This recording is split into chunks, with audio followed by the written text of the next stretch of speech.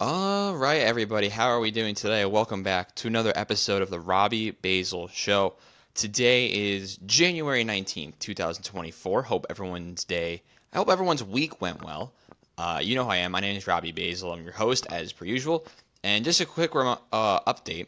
Last night, I was on a podcast called the Sports Come First podcast. You haven't heard me be on that podcast.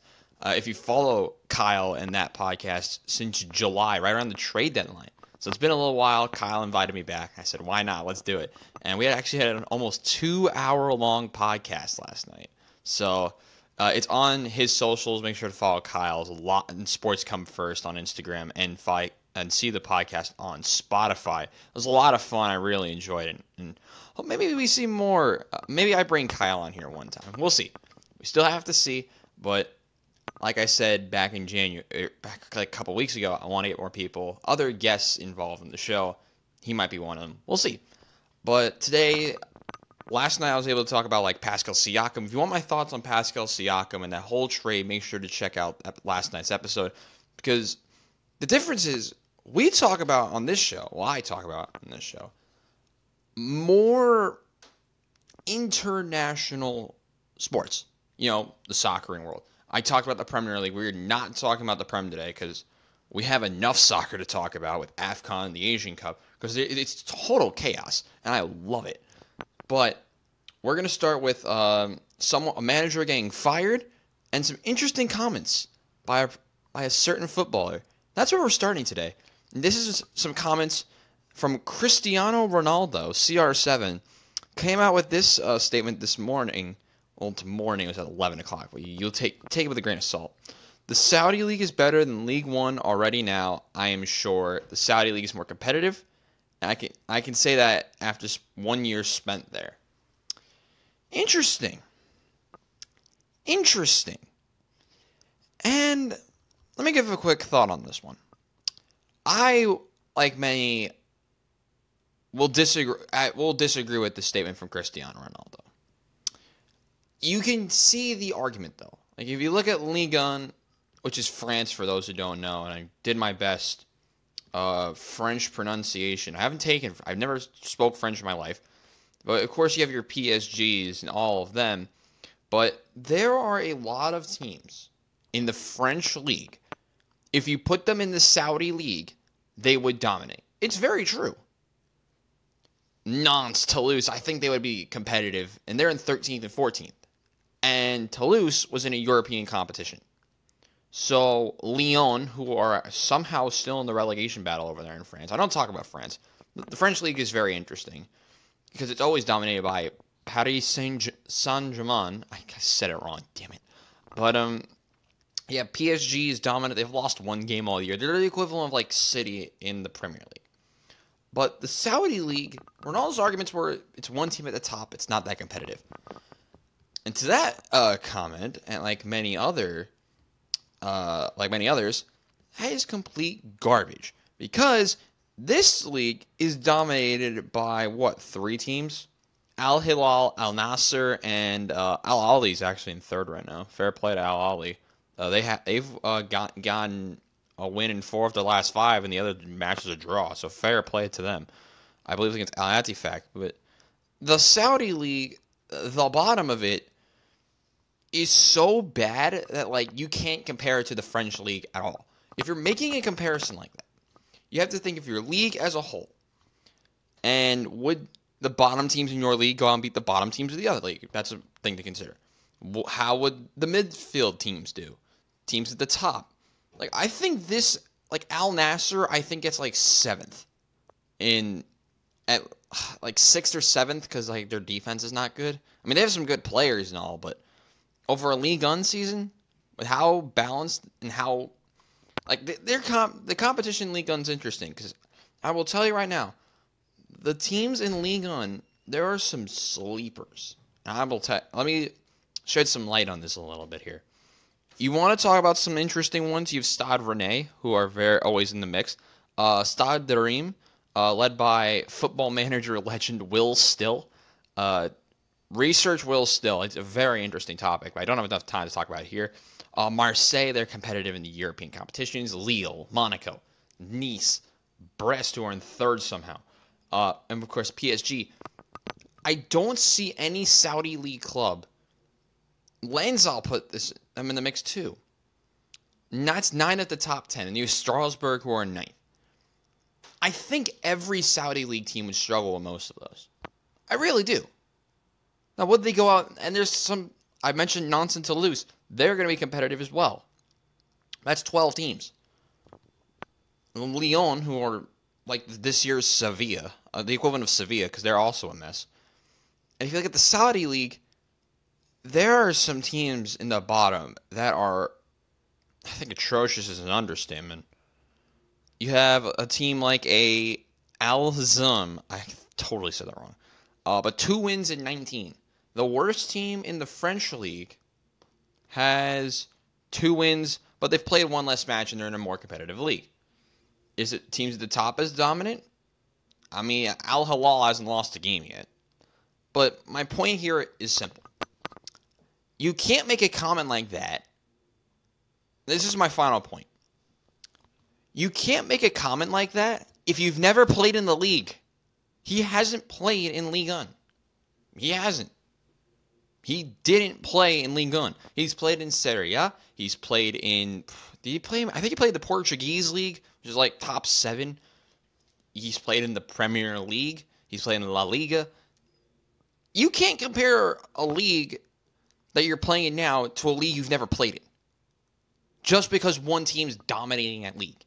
It's a terrible narrative. It doesn't make any sense. Maybe like some of the points I've been making right now, because it's been like a hodgepodge. But I just feel like those comments are unnecessary because you've never played in the league. I'm done talking about this. What's next? We have a manager sacking. One of my favorite managers of all time. And that is Jose Mourinho at Roma. Another league we haven't talked about before on this channel is Serie A. And let's talk about the situation Roma is in. So Roma, who have won a European trophy under Mourinho, they currently sit 9th behind teams like Bologna, Napoli, who are bad somehow. But they're barely ahead of like teams like a Torino, a Monza, Genoa. Sassuolo is 14th. This league is weird. But it's, of course, dominated by Inter, Juventus, Milan, Fiorentina, Atalanta, Lazio. It's a very competitive league. And the sacking of Mourinho is an interesting way. I'll always find it interesting because Mourinho brought them to trophies and the success with his tactics and style of play. It felt inevitable, but it's really sad to see him go from Roma. He brought them a lot of glory, and I think Roma fans should really be appreciative of what Jose Mourinho brought to the table. He's now rumored to go to the Saudi League, which is actually kind of interesting. I don't know what Saudi club, but he's been linked to the Saudi League, so you hate to see a guy like Jose Mourinho go with how much success he's been able to bring to certain clubs. It's really sad to see a guy like him go. Hopefully, you'll see him in a big league again, but right now I'm not really sure. So now to the nitty-gritty of today's show. And we're going back to our favorite 2 international tournaments. Woo! You gotta bring the energy for this. As I proceed to not, but... So last time we were here, we were talking... We'll start with the Asian Cup. We talked about the results, Group E, South Korea. We talked about Iraq winning. Iraq we'll talk about later, because they had the best result of the tournament. But in Asia, we had Saudi. We'll start with the games from Tuesday. So Tuesday, we had Thailand. They went out and beat Kyrgyzstan. Fair play. And then we had Saudi Arabia rip my heart away by scoring a very, extremely late goal against Oman, my sleeper team. Oman took the lead due to a penalty, and then Garib scored. And then, I'm going to butcher this name. Abdurrahman Garib, there you go. And Ali Al-Bolehai, I totally said that wrong, scored in the 96th minute to win it for the Saudi Arabians. Granted, the Saudi team looked better. 12 shots to 4 is not very good, but Oman, really unfortunate to not go out there and get a better result. The stats are going to prove it here for me right now. If you look at the total shots on target, it was 4-2, which is not really that different, but the way the Saudi Arabians were able to work the ball more into the box, 8 shots to 2 says it all. I mean, What's more successful usually? Shots from inside the box.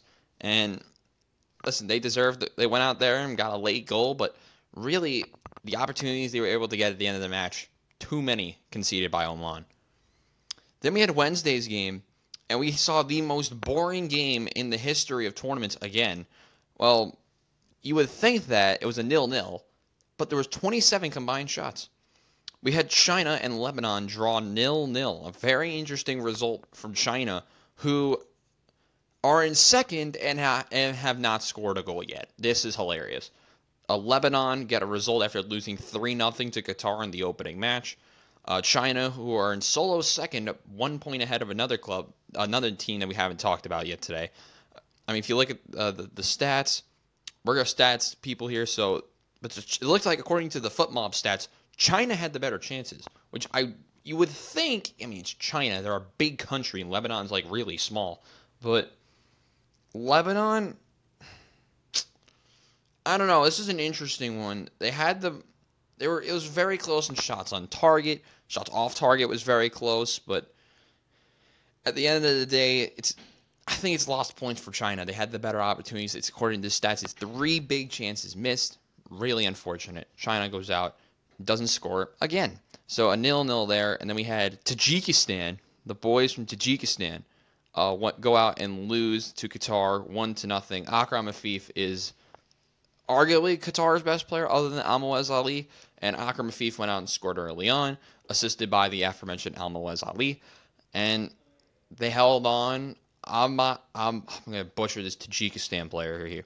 Abadoni Kamalov got a red card for Tajikistan, and that basically settled the match.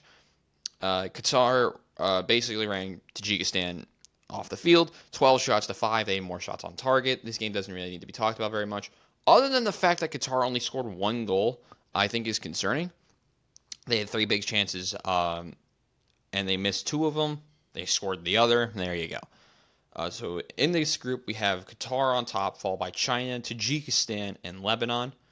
For those who the group I just talked about, the group with Saudi Arabia is not top of the group. For that group, I didn't talk about it. It's Thailand, who beat Kyrgyzstan, then Saudi Arabia, then Oman, then Kyrgyzstan. Then we have our matches from yesterday, and we had first the UAE disappoint everybody, and they went out and drew Palestine, which fair play to Palestine. I mean, they scored off an own goal, but Palestine deserved the win. 24 shots to 5, and they scored on their goal was an own goal. Disappointing. Palestine had so many big chances missed. I mean, they had a lot of shots on target. 7 shots on target. They had a lot of shots blocked as well, but they were able to really work into the box according to these stats, and they shot actually a lot outside the box as well for 24 shots. But Palestine really unlucky here. I believe they're very unlucky. But the reason they were even able to get 24 shots is that Khalifa Al-Hamadi got a red card. The red card theme is continuing for the UAE after Sultan Adil Al-Amiri scored the opening goal of the match. And then this is where it gets unlucky. Tamer Sayam missed the penalty. And then they got the own goal to level it. And then after 9 added minutes, we had a 1-1 draw. Unfortunate break for Palestine, but this is why you don't miss penalties, kids, because this game could have really flipped around. It really could have put Palestine in a better position to qualify out of their group. Palestine is now sitting in 3rd after Iran won. I think it was today, actually. Yeah, we'll talk about that match in a minute. But Palestine set 3rd on 1 point. They're going to need to find a way to possibly get a draw at minimum to have any form of a chance to make the knockouts. Back to Group B, we had Australia get a very good result, gain a 1-0 win on Syria, which, fair play, Syria actually Syria is not a pushover. I know I made it seem like it was, but I did. First of all, before we continue, I forgot to make sure my predictions were correct. I did have Lebanon and China drawing. I had Qatar beat Tajikistan. And the other match, I had UAE beating Palestine, but you get the idea. But back to here, I did have Syria beat India. Not Syria beat India. Syria lose to Australia. I was reading the wrong match day again, chat. But Jackson Irvine scored, and that was basically it. Australia, it was not the greatest game ever. I didn't get to watch this one, but Australia, according to the stats, 1-0 win, fair play Australia. And then we had another correct scoreline as well. We had Uzbekistan. The Uzbekistan national team have pretty much qualified for the second round. They went out and beat India. Fair play. India, first tournament back in a while. If you look at the stats of this game, it was pretty one-sided. Uzbekistan had the better chances. They didn't do the best in the passing game, actually, which is interesting. But 18 shots to 9 really says it all. But unfortunate break there for India. They have one match left, and they probably have to win it. And if we look at who India has to play still, they have to play Syria, which is actually the easiest game left. I mean, it's the easiest opponent in the group other than themselves. So India might have a chance, but I honestly have no idea. Syria, with a win, would probably make the knockouts. So they're really going to try and go out there and win this one.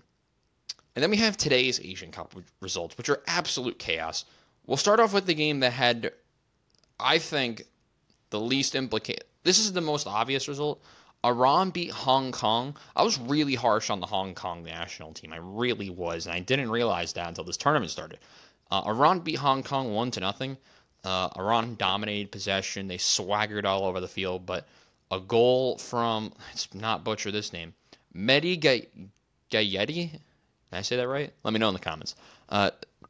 Gave the win for the Iranian national team. Iran is through to the second round. They haven't won the group yet. But they're in the group, of course, with the UAE, Palestine. Hong Kong needs to win in order to have any form of a chance to make the dreaded second round.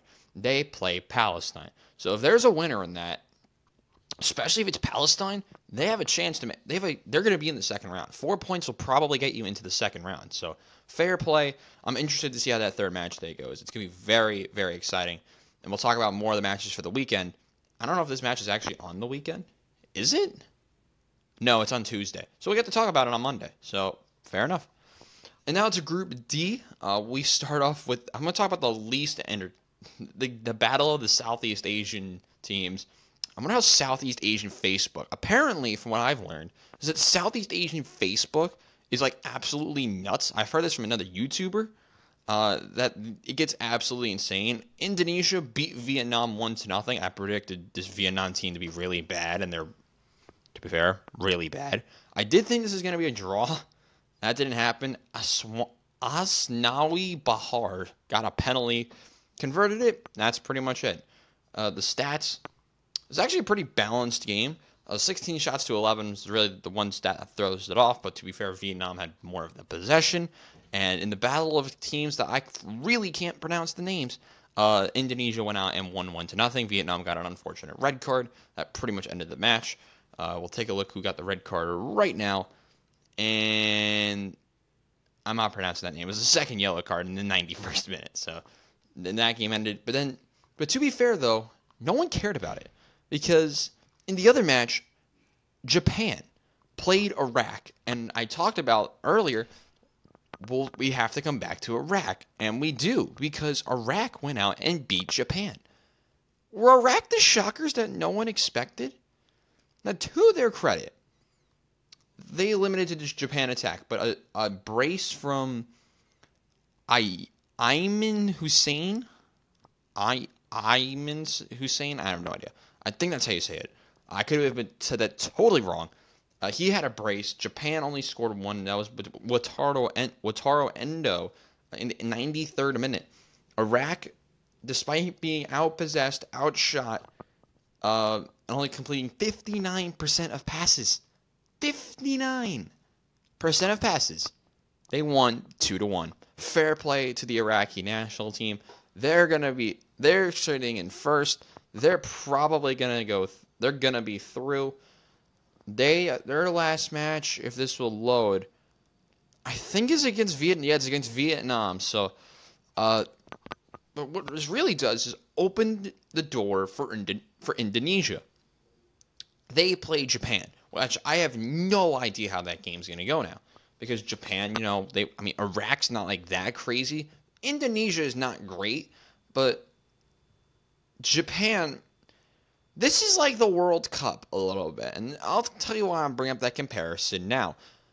For those of you who remember the World Cup 2022, Japan beat Germany, then lost to Costa Rica. Now, I'm not saying Iraq is as bad as Costa Rica. Iraq would beat Costa Rica, I think. That'd be the worst game ever. It would be like a snooze fest, and then Hussein would probably score like a goal and win 1-0, depending on where it is. But then Japan disappoints, and then Japan eventually comes back from the dead and wins their final match. Or gets a point, at least. And I think we're going to see that here. We'll preview these matches. Their final match, I actually have no idea when it is. I think it's Tuesday, too. Or Thursday, or Wednesday. I don't know. The Wi-Fi here is actually incredible.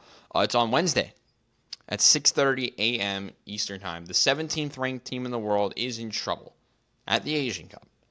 We'll see how they finish later. We'll talk about it next week.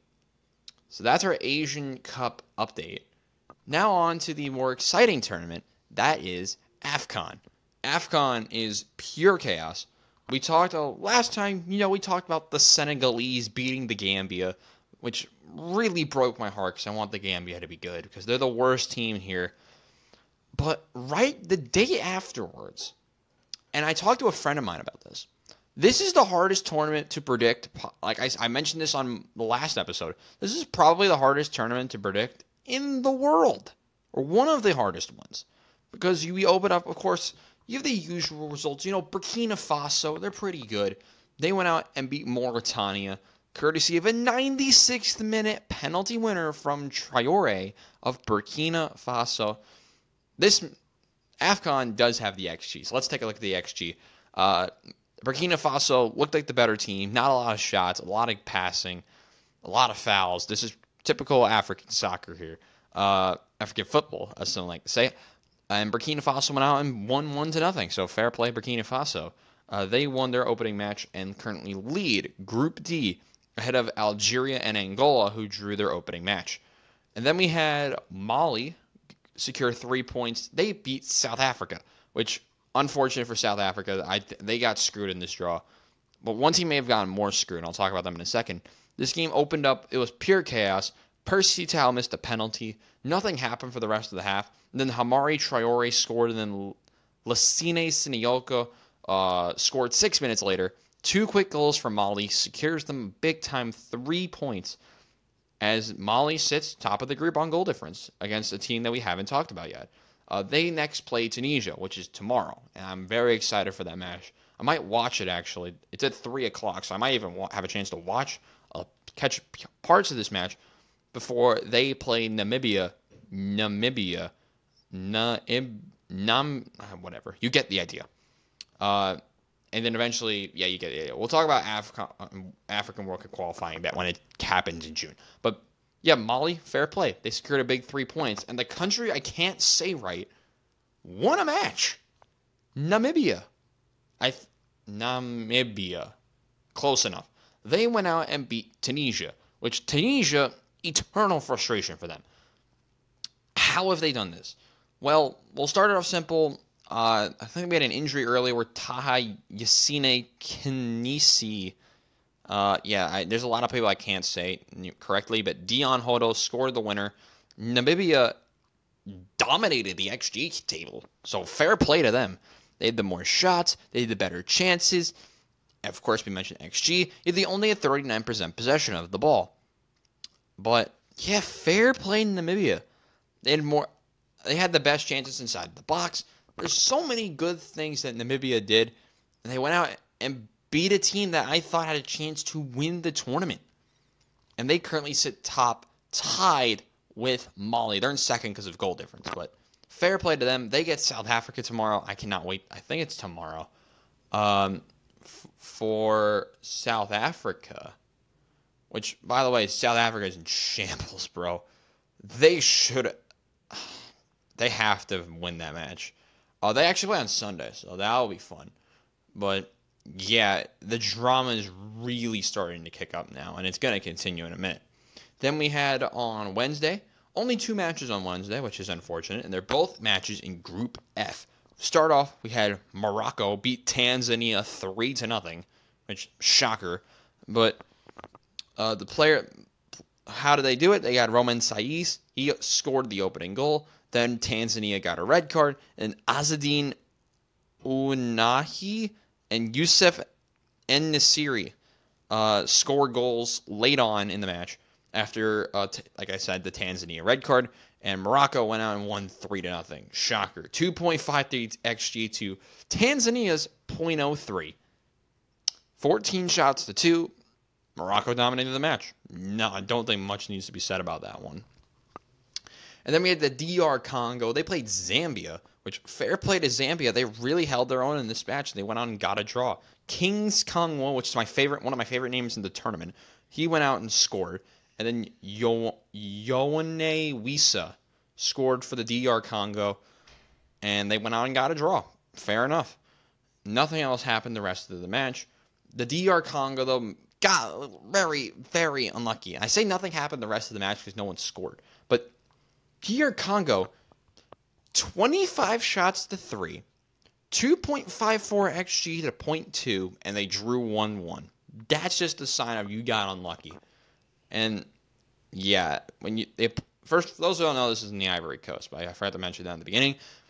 But a very unfortunate result for the DR Congo.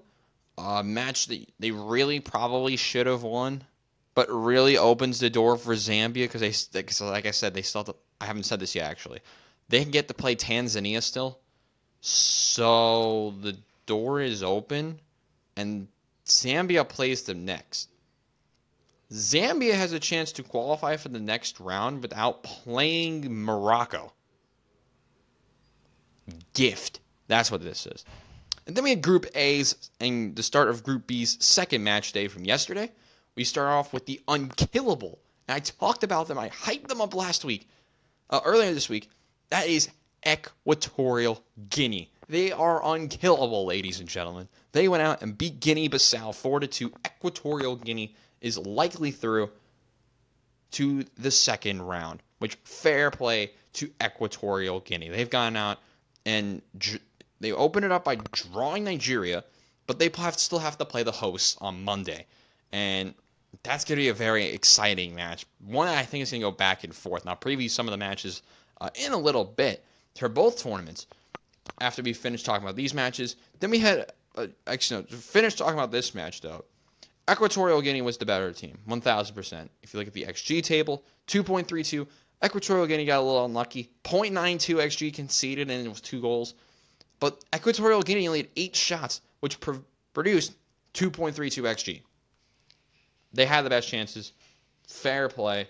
To be fair, one of Guinea-Bissau's goals was an own goal. So take it with a grain of salt. But a hat trick from Emilio Nse?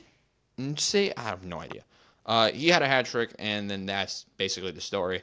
And then to finish off this group, Nigeria with a bounce back and a half. They went out and beat the hosts, Ivory Coast. A penalty from William Trust Ekong sealed the deal. Nigeria went out and won. They had the better chances. They had the most XG. Yet they had less shots, but they had the bigger chances. Not much needs to be said about this one. The one shot on target, and it went in. Okay. Next match, Egypt. Actually, we'll give you a quick update on the standings first. I'm going a little bit too fast today, chat. Equatorial Guinea tops the group on goal difference ahead of Nigeria, which they both drew the opening match. Ivory Coast, after their initial win with Guinea-Bissau, they're in third, in trouble, I think. And they still have to play the group leaders, Equatorial Guinea. Guinea-Bissau still has a chance, but it's very slim because of their goal difference. They'll probably have to beat Nigeria by like 3. They're not beating Nigeria, so I'm interested to see how that plays out. And then we had our second round of Group B matches kick off. Mohamed Kudus from Ghana, that's one of the few players I actually know off the top of my head. He had a brace leading a draw for Ghana against Egypt. But that's not the biggest story of the match. The biggest story from the match was we had a serious, possibly a very serious injury for Liverpool, which I knew this was going to tie back to the Prem somehow.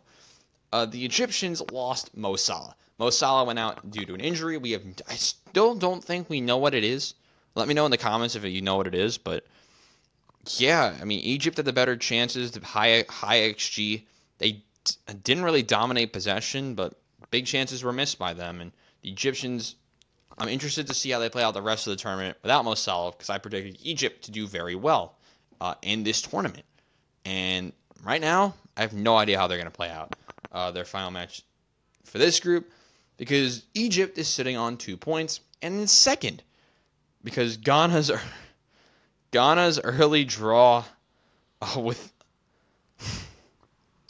Ghana drawing Mozambique. Did Ghana draw Mozambique? Oh no, Ghana lost the opening match, right? Because they drew. Because Egypt drew Mozambique in the opening match, and that group continued today with Cape Verde winning the group. I talked about them in the first day, and I thought they're going to finish like second or third. They won the group. Amazing work for Cape Verde. Ryan Mendes was man of the match. He scored 1 goal. Bebe scored another, and then Kevin Lanini scored the third. It wasn't in that order. It was Bebe, then Mendes, then Lanini to get a 3-0 win for Cape Verde. They are going to the second round. Despite only having 0.6 XG, 11 shots, they went out and scored 3 goals. Incredible work by the Cape Verde national team to advance back to the AFCON knockouts. Cape Verde is going through. Mozambique is in trouble because Mozambique now has to beat Ghana, which I have no idea how that game's going to go. And I'm actually very intrigued to see that result. That game is on Monday, so we might be able to preview it a little bit in a moment. Then we had some other matches today. Only one other match is finalized because one match at the time of recording hasn't started yet. We have Senegal. They beat Cameroon, which is a very impactful result for the Senegalese national team. Now, why do I say that? Because my sleeper, the Gambia, is still alive, despite them being the lowest ranked team in the tournament. But the Senegalese have the best team, I think, on paper in Africa. And this is not a lie. While I try to figure out the Wi-Fi for my iPad, which is has all my notes and stats and everything, comment below. Do you like the AFCON and Asian Cup content? Let me know. We still have to talk about the Australian Open and the NFL, so make sure you stay around. Well, I won't be as deep at the NFL because I did that last night, but I'll give my full game predictions for tonight, for this weekend when we return. And now this is not working. There we go. So, like I said, Senegal beat Cameroon 3-1. Fair play to the Senegalese.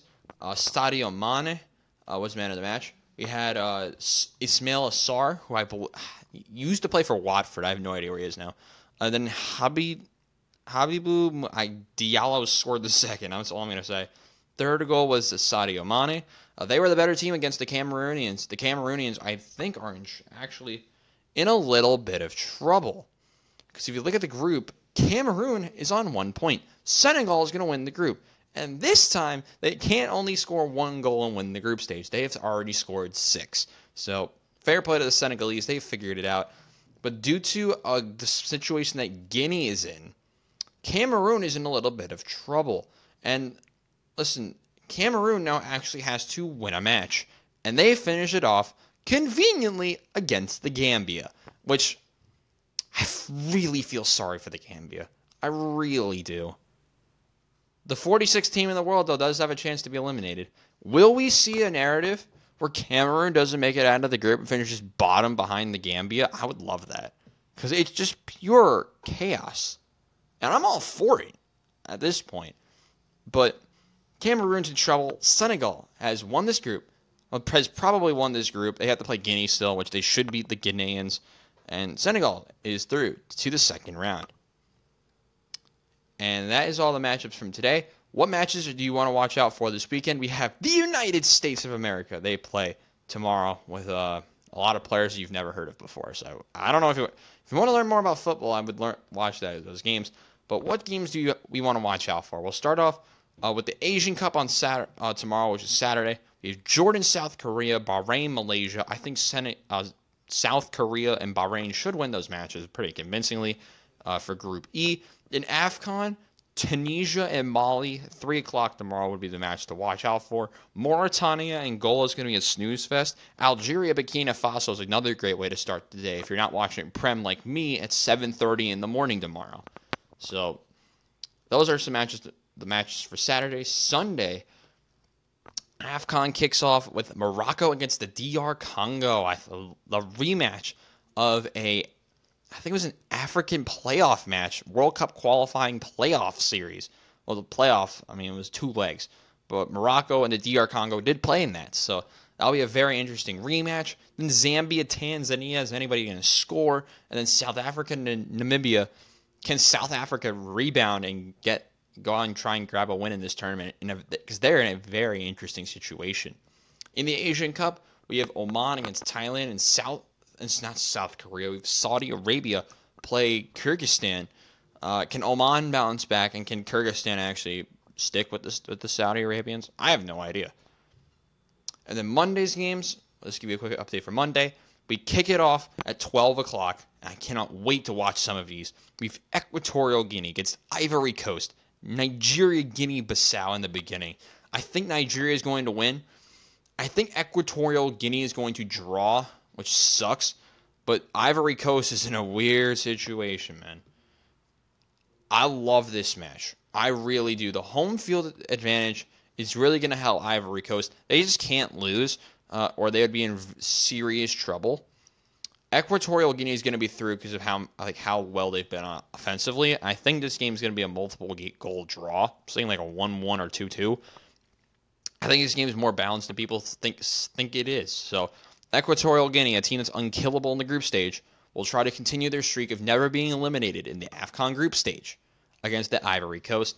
In Group B, we play at 3 o'clock with Mozambique against Ghana and Cape Verde against Egypt, a game that we have no idea how it's going to go because we don't know the extent of the injury, I don't think, of Mo Salah currently. And if you look at the injuries, he's a hamstring injury, actually.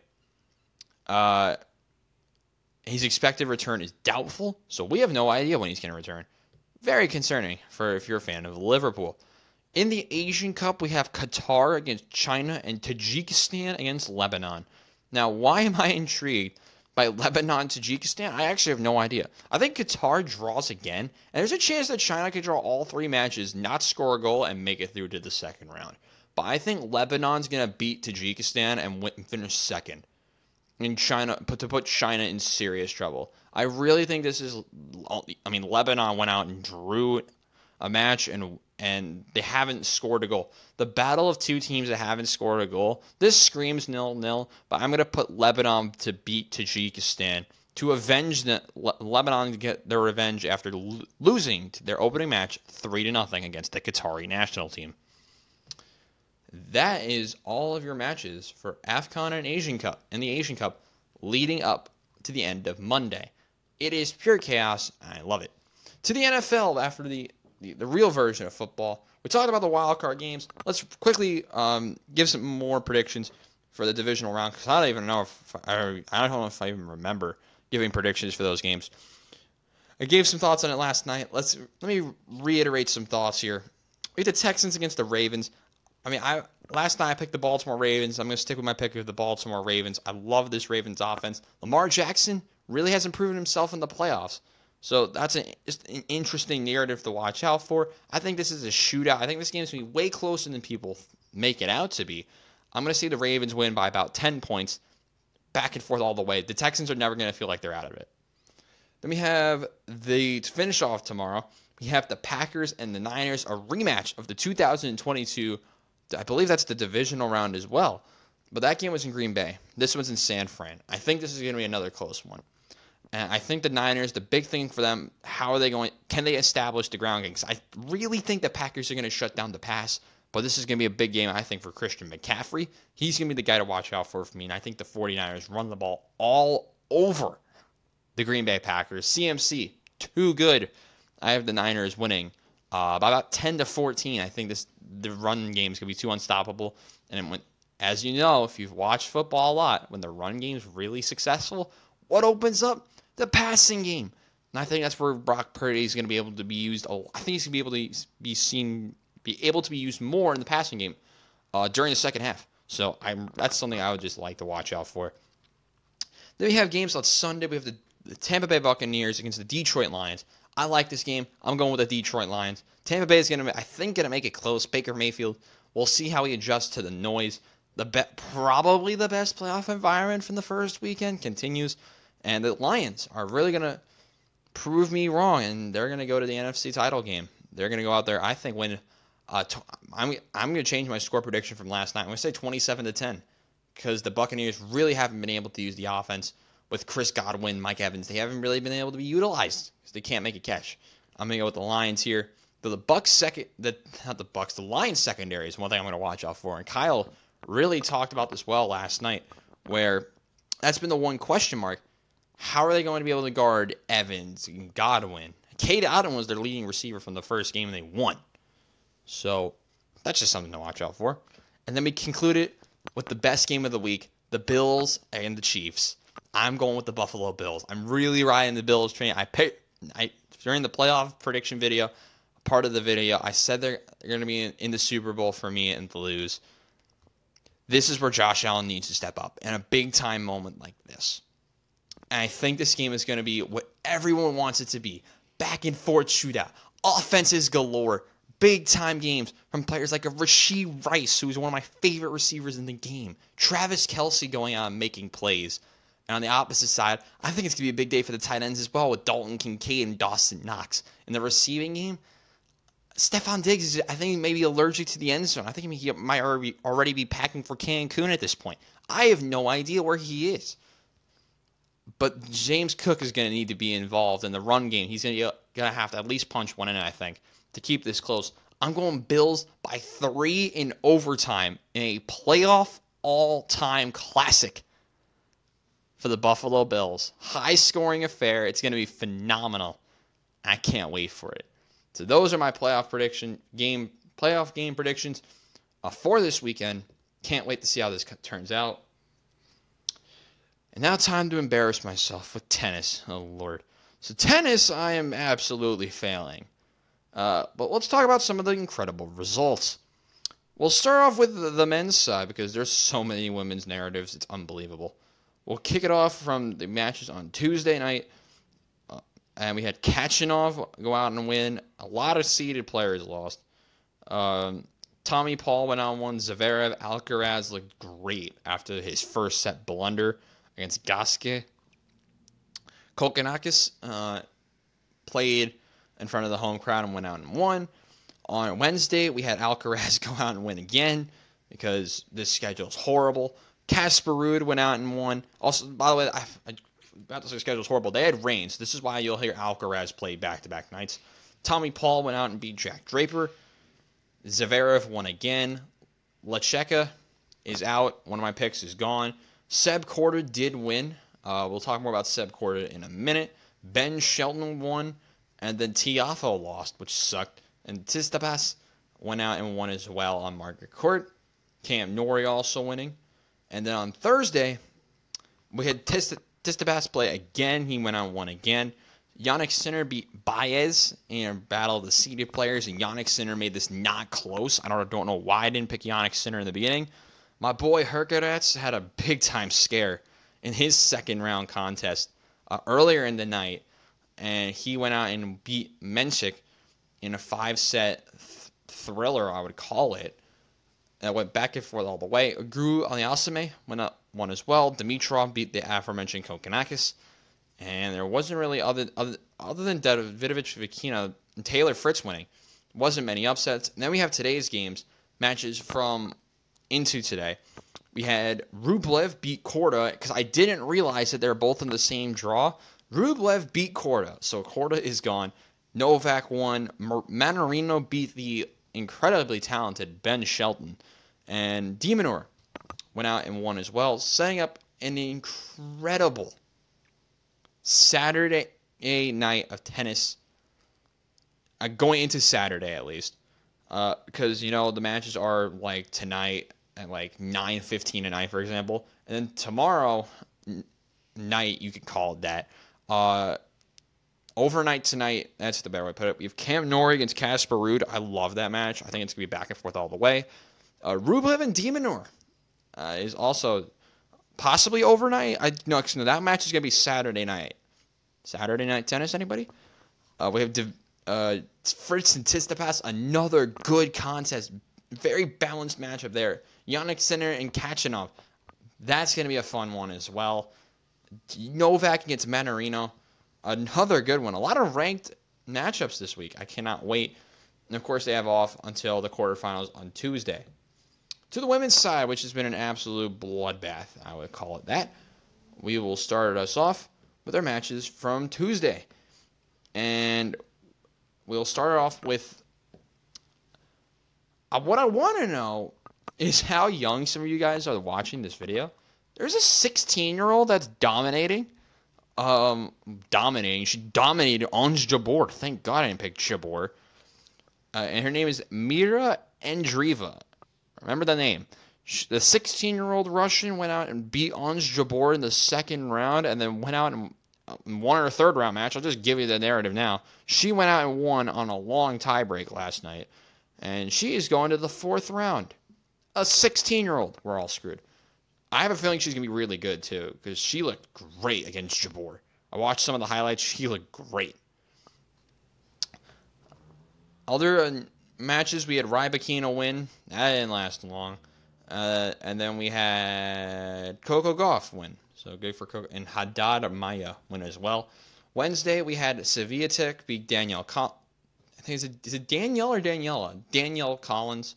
There you go. Maria Sakkari went out in the loss, which I made fun of her. Said she was going to lose early on in the tournament on Monday. Or no, last week.